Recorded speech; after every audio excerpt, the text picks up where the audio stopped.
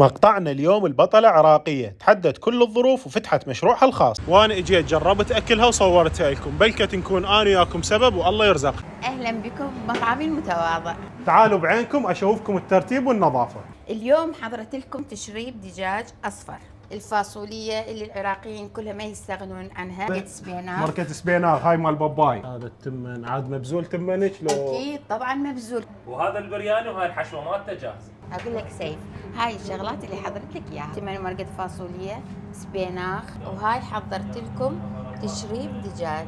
هذا اللي قدامكم اكل بيت بامتياز. سوق عندي كل أنواع الريوق، كبة، باقلة بالدهن، مخلمة باللحم. بس تعال تقرب لي على الصبيناغ، شوف لي القوام مالته، يعني هاي الترتيب والنظافه وحتى البصل كأنه وردايه، يعني صدق شغلها زين. هذا المنيو طبعا مال الشيف زينب، هاي الشغلات المتوفرة، ريوق وغدا وعشاء. وهذا رقم التوصيل للي يحب يحجز من شيف زينب.